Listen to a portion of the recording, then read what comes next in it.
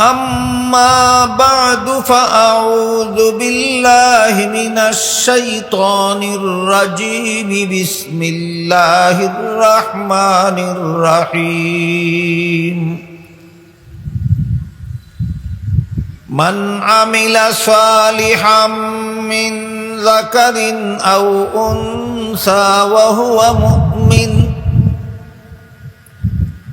وهو مؤمن فلنحيينه حياة طيبة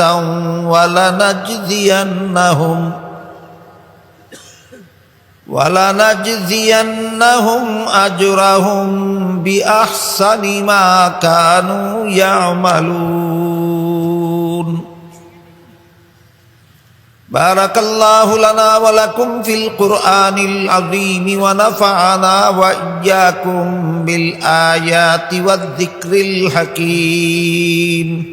পবিত্র কোরআনের যে আয়াত আমি আপনাদের সামনে তিলাওয়াত করেছি, তাতে আল্লাহ বলেন, কোনো মানুষ যদি মুমিন হয়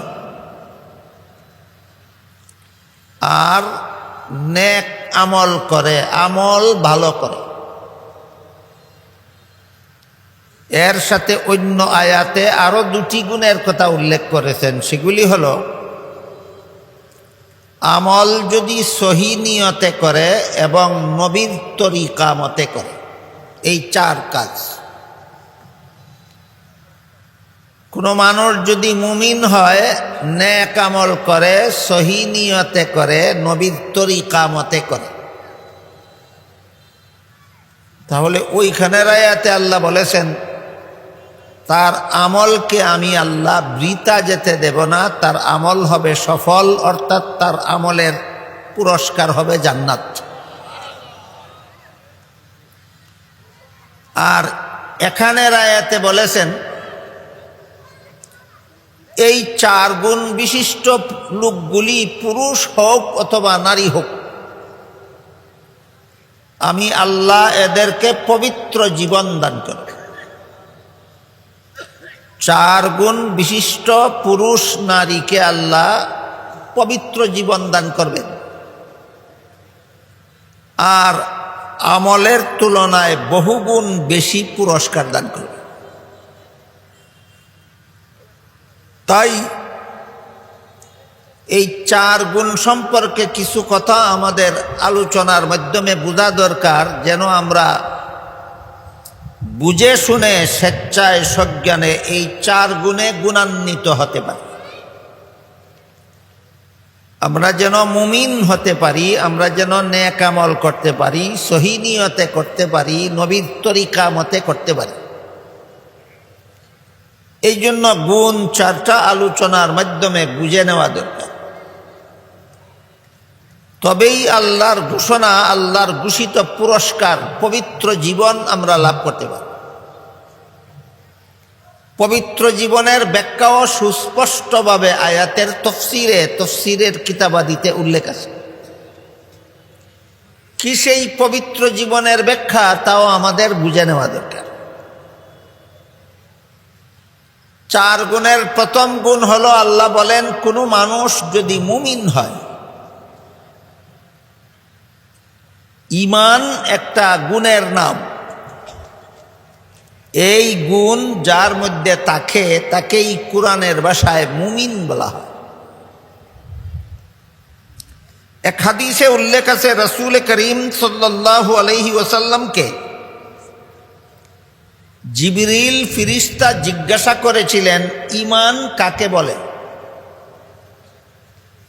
জবাবে রাসূল করিম সাল্লাল্লাহু আলাইহি ওয়াসাল্লাম বলে দিয়েছিলেন, 6টি কথা বিশ্বাস করার নাম ঈমান। যে বিশ্বাস করে সেই মুমিন। কথা কি অস্পষ্ট না সুস্পষ্ট? রাসূল বলেন, 6টি কথা বিশ্বাস করার নাম ঈমান, যে বিশ্বাস করে সেই মুমিন। 6 কথার প্রথম কথা হলো আল্লাহকে বিশ্বাস করা। দ্বিতীয় কথা হলো আল্লাহর ফিরিস্তাদের বিশ্বাস করা। আল্লাহকে আমরা দেখি না, তবুও বিশ্বাস করি আল্লাহ আছেন। আল্লাহর ফিরিস্তা দেখি না, তবুও বিশ্বাস করি ফিরিস্তা আছেন। এখানে এসে নাস্তিকরা প্রশ্ন করে তাকে,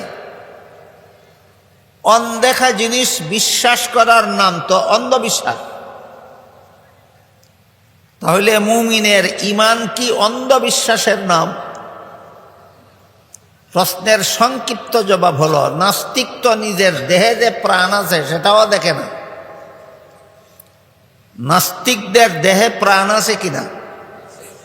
সে তো তার দেহের প্রাণও দেখে না, বিশ্বাস করে কেন? তাহলে তো তুমি অন্ধবিশ্বাসী। এইগুলিকে অন্ধবিশ্বাস বলে না। চোখে না দেখা যে সমস্ত বিষয় সুস্পষ্টভাবে প্রমাণিত, এমন বিষয়ে বিশ্বাস করার নাম অন্ধবিশ্বাস নয়। আমার দেহের ভিতরে প্রাণ আছে, এটা পরিষ্কারভাবে প্রমাণিত, না দেখেও বিশ্বাস করি, অন্ধবিশ্বাস নয়। আল্লাহ আছেন, সুস্পষ্টভাবে প্রমাণিত, না দেখেই বিশ্বাস করি, এর নাম অন্ধবিশ্বাস নয়। আল্লাহর ফিরিস্তা আছেন, সুস্পষ্টভাবে প্রমাণিত, না দেখেই বিশ্বাস করি, এর নাম অন্ধবিশ্বাস নয়, এর নাম হলো বাস্তব বিশ্বাস। তো জিবরিলের প্রশ্নের জবাবে রসুল যে বলেছিলেন 6টি কথা বিশ্বাস করার নাম ঈমান, এর মধ্যে 1 নম্বর কথা হলো আল্লাহকে বিশ্বাস করা, দ্বিতীয় কথা হলো ফিরিস্তাদের বিশ্বাস করা, তৃতীয় কথা হলো আসমানি কিতাব বিশ্বাস করা। এই কথাটা একটু ব্যাখ্যা সাপেক্ষ। আল্লাহ বিশ্বাস, ফিরিস্তা বিশ্বাস আমরা মোটামুটি সর্বস্তরের মুসলমানে করি এবং বুঝি, কিন্তু আসমানি কিতাব বলতে কি বোঝায়, কিভাবে আসমানি কিতাব বিশ্বাস করতে হয়, এগুলি সব মুসলমানের জানা না থাকায় এখানে অনেকটা অস্পষ্টতা থাকে।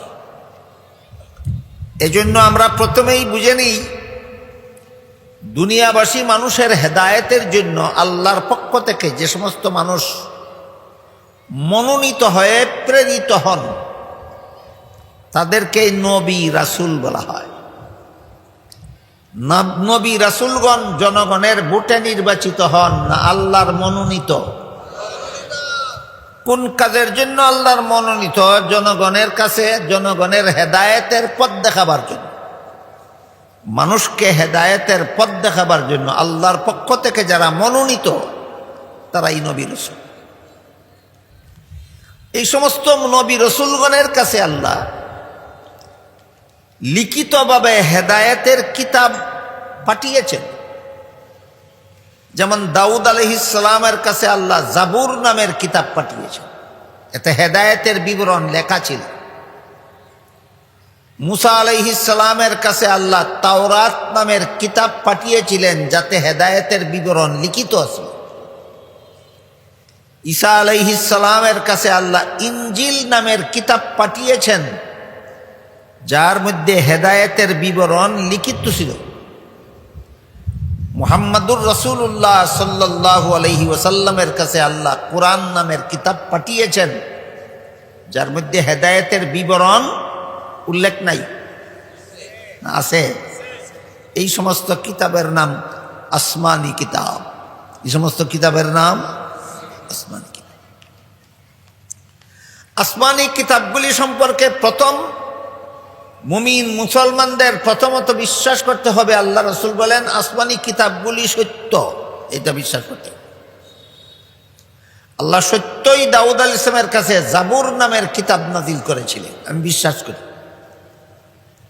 আল্লাহ সত্যই মুসা আলাইহিস সালামের কাছে তাওরাত নামের কিতাব নাযিল করেছিলেন, আমরা সমস্ত মুসলমানেরা বিশ্বাস করি।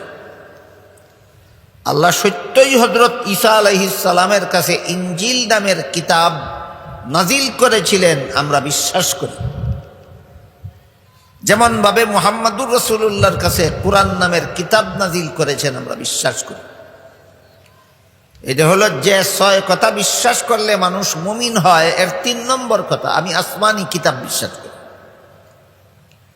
তবে আসমানি কিতাবগুলি সম্পর্কে আরেকটু কথা বোঝা দরকার, সেটা হলো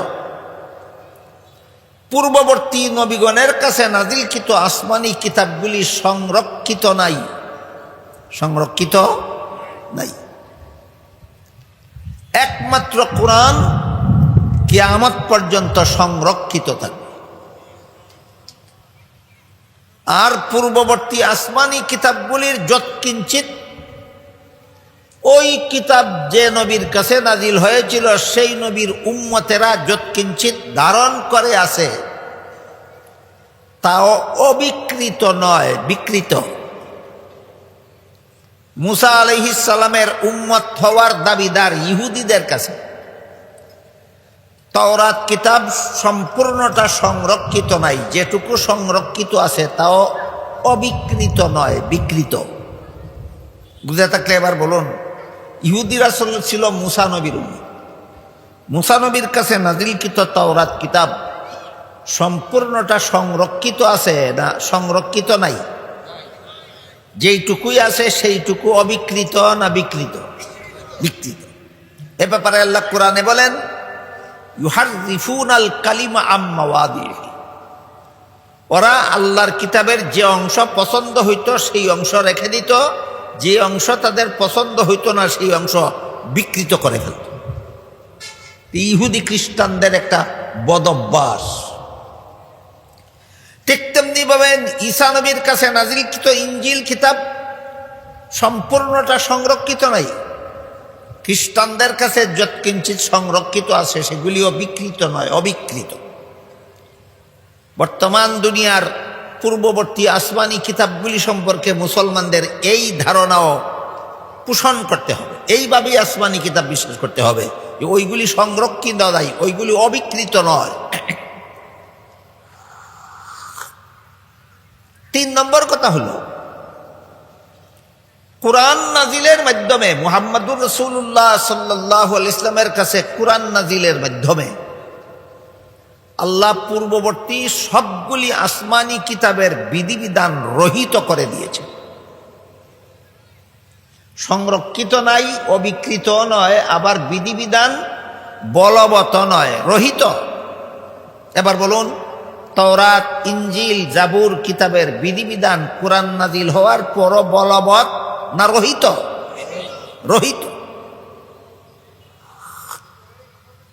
কাজেই কুরআন নাজিল হওয়ার পর থেকে দুনিয়ার কোনো মানুষ কিয়ামত পর্যন্ত পূর্ববর্তী কোনো আসমানি কিতাবের বিধান পালন করতে পারবে না। বিধান পালন করতে হবে একমাত্র কোরআনের। এখানে এসে প্রশ্ন জাগে, ইহুদিরা যদি তাওরাত কিতাবে বিকৃতি সাধন করে ফেলল, খ্রিস্টানেরা যদি ইনজিল কিতাবকে বিকৃতই করে ফেলল, তাহলে 1400 বছরের মুসলমান কোরআনে যে বিকৃতি সাধন করলো না তার প্রমাণ কি? তাহলে তো মুসলমানেও কোরআন বিকৃতি করতে পারে। প্রশ্ন জাগে কিনা? এই প্রশ্নের এক জবাব আছে দলিল ভিত্তিক জবাব, আর এক জবাব হইল যুক্তিভিত্তিক জবাব। কোনটা শুনবেন? ধরুন, দলিল ভিত্তিক জবাবটা আগে শুনুন। আল্লাহ নিজেই কোরআনে বলেন, ইন্না নাহনু নাজ্জালনা যিকরা ওয়া ইন্না লাহু লাহাফিজুন। এই কোরআন যেভাবে আমি আল্লাহ নিজ দায়িত্বে নাজিল করেছি, সেইভাবেই কোরআনকে আমি কিয়ামত পর্যন্ত নিজ দায়িত্বে সংরক্ষণ করব। এই কোরআনে সারা দুনিয়াবাসী সম্মিলিতভাবে চেষ্টা করেও বিকৃতি সাধন করতে পারবে না। এটা আমি আল্লাহর হেফাজতে অবিকৃত থাকবে। যে কি ভিত্তিক জবাব? দলিল ভিত্তিক জবাব। আল্লাহ নিজেই বলেছেন এই কোরআনের হেফাজত আমি করব, কেউ চেষ্টা করেও বিকৃতি সাধন করতে পারবে না। এবার শুনুন যুক্তিভিত্তিক জবাব। ইউরোপের একজন সেরা স্বাস্থ্যবিজ্ঞানী ছিলেন, নাম ছিল তার ডক্টর মরিস বুকাইলি। ধর্মবিশ্বাসে ছিলেন খ্রিস্টান, ইসলাম ধর্ম বিদ্বেষী ছিলেন। তিনি ইসলাম ধর্মের দোষ খুঁজে বেড়াতেন। একসময় তার মাথায় একটা বুদ্ধি খেলল যে মুসলমানদের ইসলাম ধর্মগ্রন্থ কোরআনে যদি কোনো ভুল বের করা যায় তাহলে সারা দুনিয়ায় প্রচার করে দেওয়া যাবে মুসলমানদের ধর্মগ্রন্থ যেহেতু ভুল, কাজেই তাদের ইসলাম ধর্মটাই ভুল।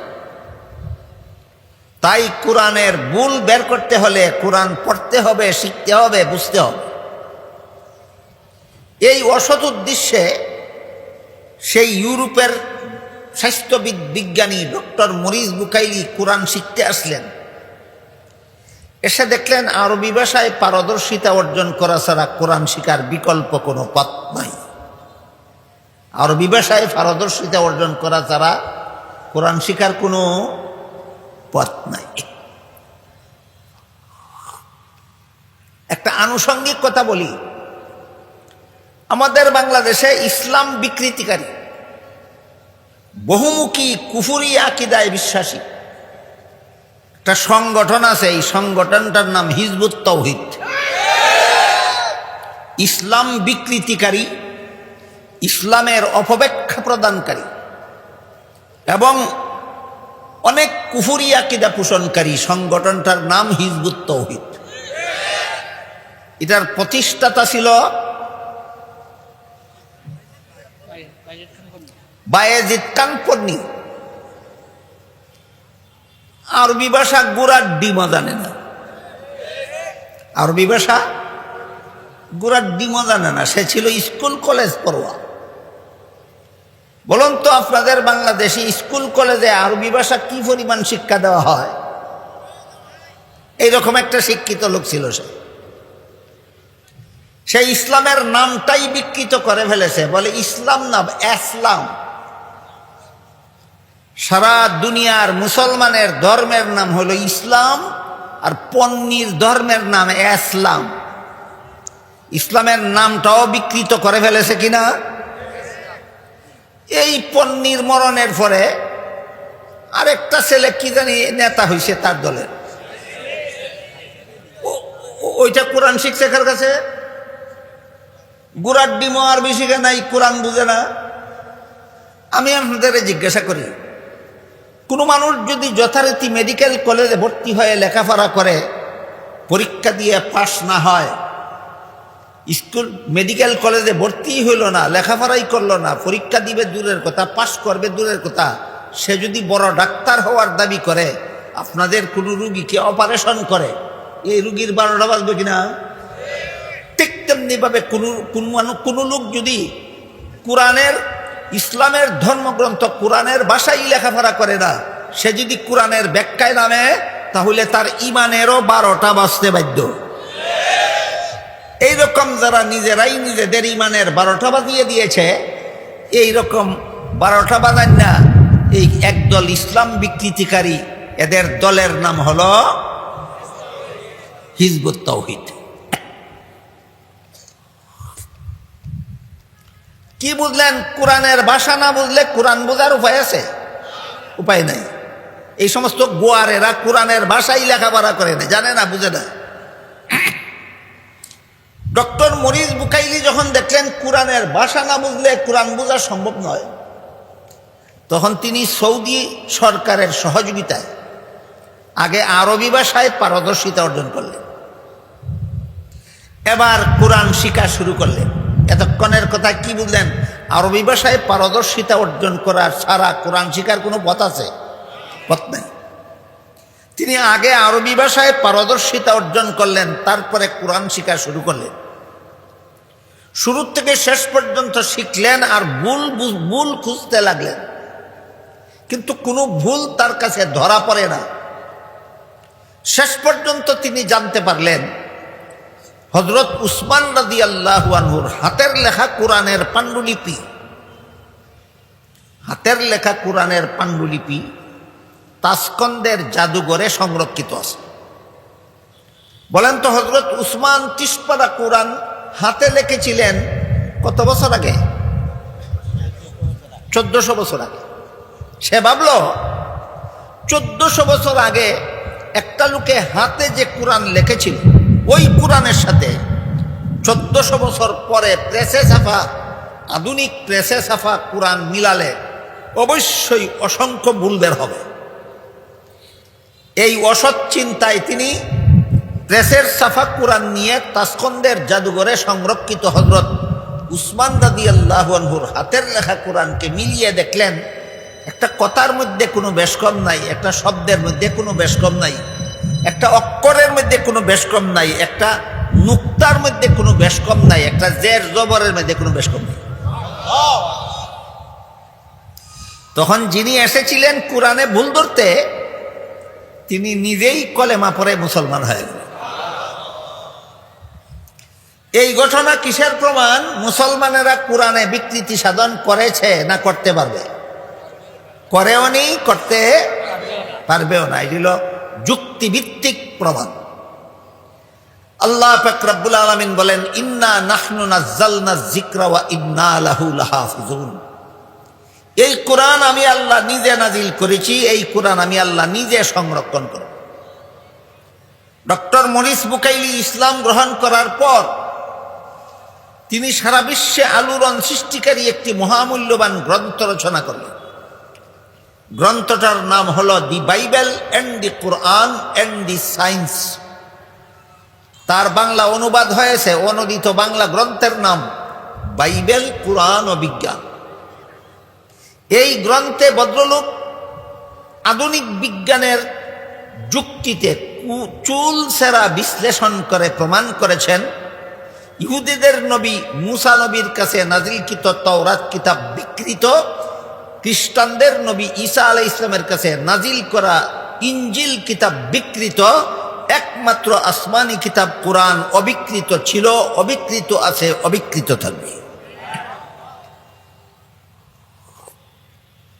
রাসূল বলে দিয়েছিলেন, 6 কথা বিশ্বাস করার নাম ঈমান। 6 কথা বিশ্বাস করার নাম ঈমান। 1 নম্বর আল্লাহ বিশ্বাস করি, 2 নম্বর ফেরেশতা বিশ্বাস করি, 3 নম্বর আসমানি কিতাব বিশ্বাস করি। এবার বলুন, আসমানি কিতাব সম্পর্কে কিছু ব্যাখ্যা আছে কিনা? এই ব্যাখ্যাগুলির আলোকে আমরা আসমানি কিতাব বিশ্বাস করি। এটা 3 নম্বর। 4 নম্বর হলো নবী রাসূল বিশ্বাস করি।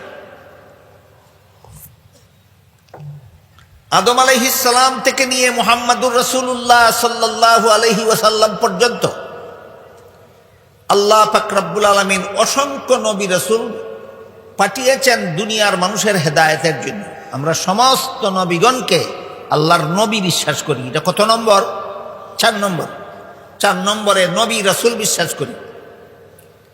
5 নম্বরে আল্লাহর নির্ধারিত তকদির বা ভাগ্য তালিকা বিশ্বাস করি।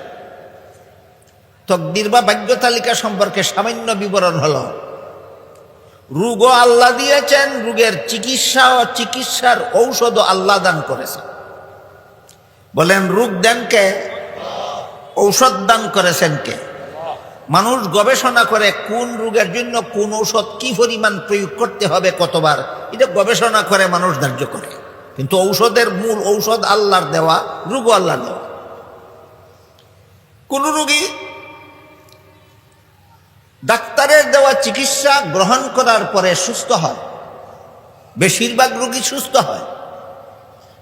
কিন্তু জীবনের শেষ মুহূর্তে যে কোনো রোগী যে কোনো ডাক্তারের দ্বারা চিকিৎসা করালে পরে দেখা যায় শেষ চিকিৎসাটা দ্বারা আর সুস্থ হয় না, শেষ পর্যন্ত কোনো না কোনো রোগে আক্রান্ত অবস্থায় মারা যায়। কতদিন পর্যন্ত চিকিৎসার মাধ্যমে আল্লাহ আমাকে সুস্থ করবেন, কোন দিনের চিকিৎসায় আমি আর সুস্থ হব না, মরে যাব, সেটা আল্লাহর জানা আছে কিনা? আল্লাহর জানা কথাটা আল্লাহ লিপিবদ্ধ করে রেখেছেন। এরকম জগতের অগ্রিম যাবতীয় যা কিছু আল্লাহর জানা আছে আল্লাহ লেখে রেখেছেন। আল্লাহর সেই লেখাটার নামই তকদির। আল্লাহর সেই লেখাটার নামই তকদির। কৃষকেরা কৃষিকাজ করে, খেতে ফসল ফলায়, ফলবে কি না, ফলবে না, ফললে কি পরিমাণ ফলবে, কি পরিমাণ না, জানে কে? আল্লাহ আগেই লেখে রেখেছিলেন।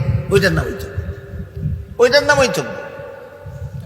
কেউ মাছ শিকার করার জন্য মাছ শিকারের হাতিয়ার নিয়ে খালে বিলে নদী নালায় যায়। কে মাছ পাবে, কে পাবে না, যারা পাবে তারা কি পরিমাণ পাবে, কি পরিমাণ পাবে না, আল্লাহর আগের থেকে জানা ছিল কিনা? আল্লাহর জানাটা আল্লাহ লেখে রেখেছিলেন। আল্লাহর অগ্রিম, জগতের অগ্রিম কোনো কিছু আল্লাহর জানা জানা আল্লাহর জানা অবস্থাটা লেখে রেখেছেন, ওই লেখাটার নাম ওই তকদির। এই আল্লাহর এই লেখাতে আমরা বিশ্বাসী, আল্লাহর তকদিরে আমরা বিশ্বাসী। এটা হলো 5 নম্বর। 6 নম্বর হলো পরকালের চিরস্থায়ী জীবনে আমরা বিশ্বাসী।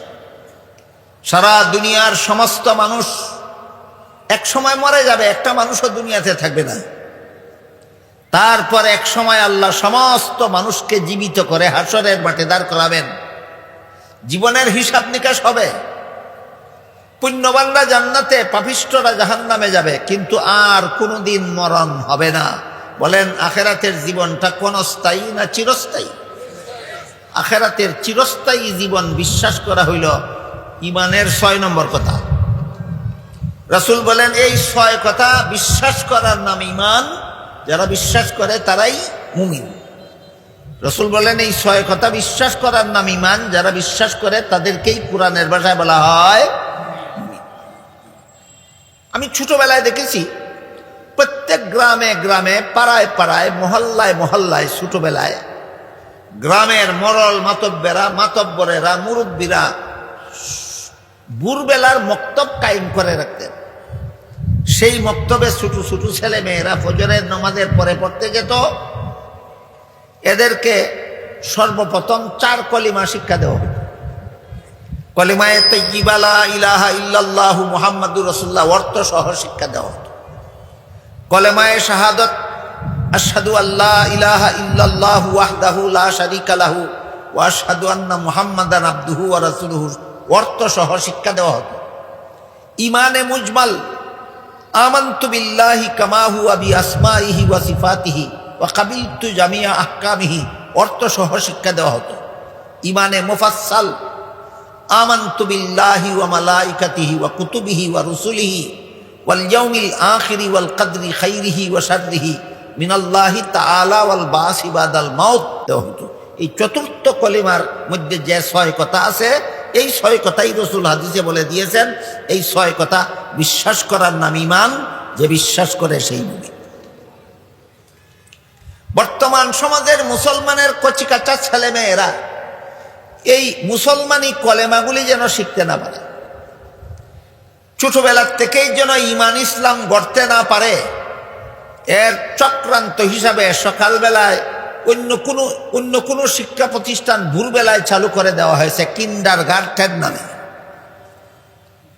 আমি ছোটবেলায় দেখেছি যে সমস্ত ছেলে মেয়েরা স্কুলে পড়তো, 10টার পরে থেকে স্কুলের লেখাপড়া হইতো, কিন্তু ভোরবেলায় মক্তবে সবাই পড়তো। স্কুলে পড়লে কি হবে? সে কলেমা শিখার সুযোগ পাইত। যে সমস্ত ছেলে মেয়েরা প্রাইমারি স্কুলে পড়তো, তাও 10টার থেকে ক্লাস শুরু হইতো। যে সমস্ত ছেলে মেয়েরা হাই স্কুলে পড়তো, তাদেরও 10টার পরের থেকে ক্লাস শুরু হইতো। যে সমস্ত মুসলমান ছেলে মেয়েরা কলেজে পড়তো, তাদেরও 10টার পরের থেকে ক্লাস শুরু হইতো। ফজরের পর থেকে 1 ঘন্টা 2 ঘন্টা কলেমা কালাম স্কুলের ছাত্ররাও শিখতে পারতো, কলেজের ছাত্ররাও শিখতে পারতো। বর্তমানে ভোরবেলায় কিন্ডারগার্টেন খোলা হয়েছে যেন মুসলমানের কোনো সন্তান কলেমা কালাম শিখে আর যেন মুমিন মুসলমান হতে না পারে। খুব একটা মঙ্গলজনক ব্যাপার না। অত্যন্ত মুসলমানের সন্তানকে বেঈমান বানাবার কূটকৌশল। মুসলমান ছেলে মেয়েদেরকে এরা যেন আর মুমিন মুসলমান হতে না পারে, এরা যেন ঈমানের 6 কথা শিখতে না পারে, জানতে না পারে, এটা বন্ধ করার একটা শয়তানি অপকৌশল ছাড়া আর কিছু নয়। এতক্ষণে আমি আপনাদের বোঝাবার চেষ্টা করেছি 4 গুণ বিশিষ্ট মানুষকে যে আল্লাহ পবিত্র জীবন দান করবেন, পুরুষ হোক অথবা নারী হোক। এই 4 গুণের প্রথম গুণ হইল মুমিন হওয়া। মুমিন কাকে বলে? এই 6 কথা যারা বিশ্বাস করে তাদেরকে মুমিন বলে। এবার বলুন, একজন মানুষ কত কথা বিশ্বাস করলে মুমিন হয়? 6 কথা বিশ্বাস করলে মুমিন। এই কথাটাকে আরো সংক্ষেপে বলা যেতে পারে। কিরকম? এই 6 কথার বিবরণ কোরআনে আছে, আর 6 কথার ভিতরে কোরআনের কথাও আছে। সুতরাং ঈমানের অতি সংক্ষিপ্ত পরিচয় হলো কোরআনের শুরু থেকে শেষ পর্যন্ত আল্লাহ যত কথা বলেছেন সঠিক বলেছেন বিশ্বাস করার নাম ঈমান। এটা হলো ঈমানের খুব সংক্ষিপ্ত পরিচয়। কোরআনে 30 পারা কোরআনের ভিতরে আল্লাহ যত কথা বলেছেন সবগুলি সঠিক বলেছেন বলে বিশ্বাস করার নাম ঈমান। এবার বলুন, কোরআনের ভিতরে লা ইলাহা ইল্লাল্লাহ আছে কিনা? বিশ্বাস করার নাম ঈমান। কোরআনের ভিতরে মুহাম্মাদুর রাসূলুল্লাহ আছে কিনা? বিশ্বাস করার নাম ঈমান। কোরআনের ভিতরে আখিরাতের কথা আছে কিনা? বিশ্বাস করার নাম ঈমান। কোরআনের ভিতরে নামাজ ফরজ কথা আছে কিনা? বিশ্বাস করার নাম ঈমান। কোরআনের ভিতরে রমজান মাসে রোজা রাখা ফরজ এই কথা আছে কিনা? বিশ্বাস করার নাম ঈমান। তাহলে একটা একটা করে ঈমানের সব কথা বলে সারা রাতেও শেষ করা যাবে না। 1 মিনিটে ঈমানের সংক্ষিপ্ত পরিচয় হলো 30 পারা কোরআনে আল্লাহ যা কিছু বলেছেন সবগুলি সঠিক বলেছেন বলে বিশ্বাস করার নাম ঈমান। যারা কোরআনকে সত্য বিশ্বাস করে তারাই মুমিন, যারা কোরআনকে সত্য বিশ্বাস করে তারাই মুমিন। এই ঈমানের অতি সংক্ষিপ্ত পরিচয়, যারা কোরআনকে সত্য বলে বিশ্বাস করে তারাই মুমিন। আল্লাহ বলেন, কোনো মানুষ যদি মুমিন হয় আর আমল ভালো করে। এবার আমরা বোঝার চেষ্টা করব আমল ভালো বলতে কি বোঝায়।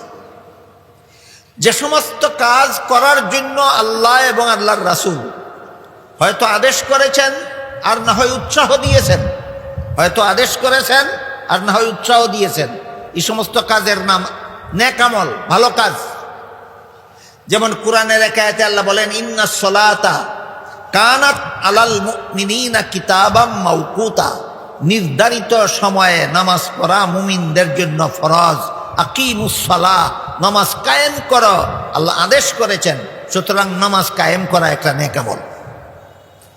আল্লাহ এক আয়াতে বলেছেন, ফামান শাহিদা মিনকুমুশ শাহরা ফালইয়াসুমহু, রমজান মাস আসা মাত্রই রোজা রাখো। বলুন, আল্লাহ রোজা রাখার আদেশ করেছেন কিনা? আদেশ করেছেন, এটা একটা নেক আমল।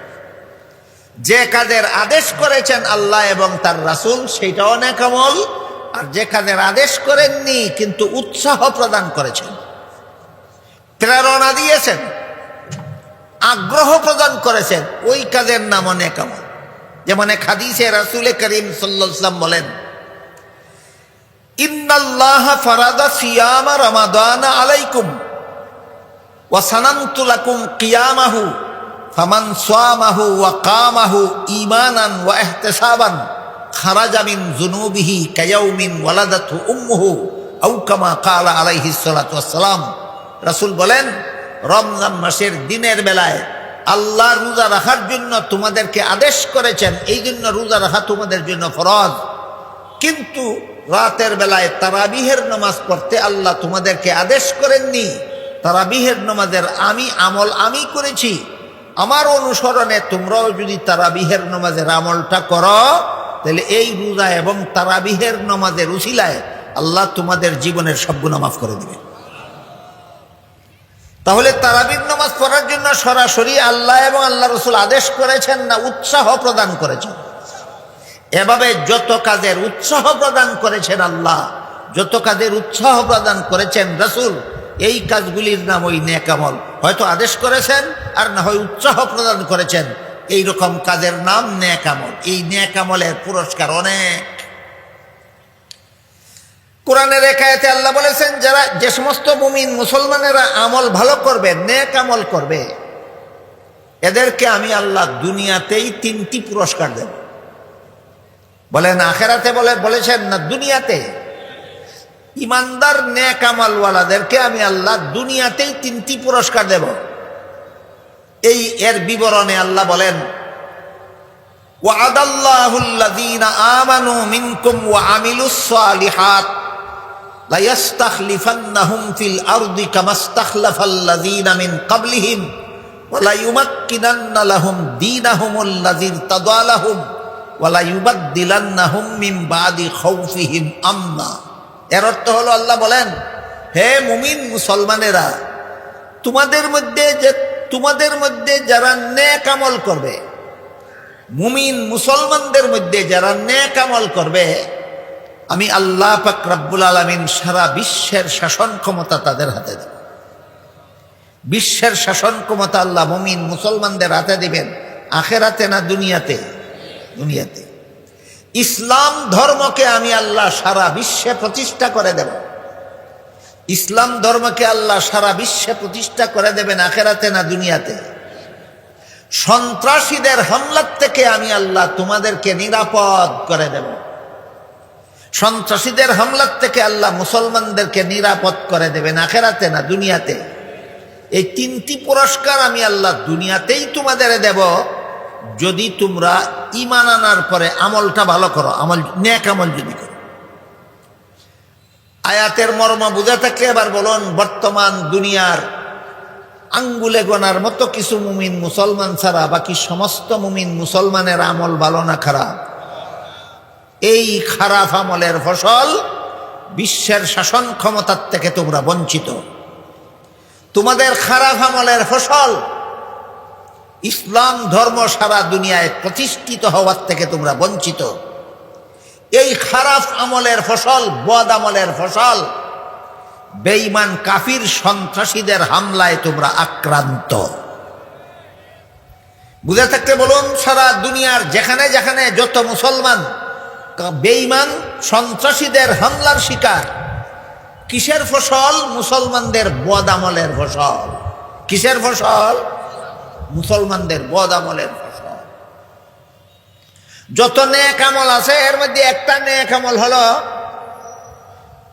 পৃথিবীর কোন এলাকার কিছু মুসলমান যদি বেঈমান কাফিরের অন্যায় হামলার শিকার হয়, কথাটা বুঝবেন, যত নেক আমল আছে মুসলমানদের এর মধ্যে একটা নেক আমল হইল, দুনিয়ার কোন এলাকার কোন মুসলমান যদি সন্ত্রাসী কাফিরদের হামলার শিকারে পরিণত হয়, আশপাশের সব দেশের মুসলমান সরকারের উপর ওই মজলুম মুসলমানের পক্ষ হয়ে জালিম সন্ত্রাসীদের বিরুদ্ধে যুদ্ধ করা ফরজ হয়।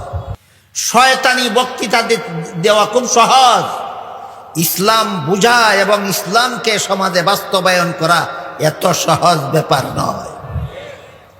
আল্লাহ পাক রব্বুল আলামিন সূরা নূরের 55 নম্বর আয়াতে বলেন, হে মুমিন মুসলমানেরা, তোমরা যদি আমলটা ভালো করো তাহলে দুনিয়াতেই তোমাদেরকে 3টা পুরস্কার দেব। 1 নম্বর, পৃথিবীর শাসন ক্ষমতা তোমাদের হাতে দেব। আল্লাহর এই পুরস্কার থেকে বর্তমান বিশ্বের মুসলমান বঞ্চিত, নেক আমলের কারণে না বদ আমলের কারণে। ইসলাম ধর্মকে সারা বিশ্বে প্রতিষ্ঠিত করে দেব, এই পুরস্কার থেকে বর্তমান দুনিয়ার মুসলমান বঞ্চিত, নেক আমলের কারণে না বদ আমলের কারণে। সন্ত্রাসীদের হামলার থেকে তোমাদের নিরাপদ করে দেব, এই পুরস্কার থেকে বর্তমান বিশ্বের মুসলমানেরা বঞ্চিত, বুরকা পরার কারণে না বদ আমলের কারণে? বুরকা যারা পরে না তাদের বদ আমলের কারণে এই পরিণতি করতে হচ্ছে।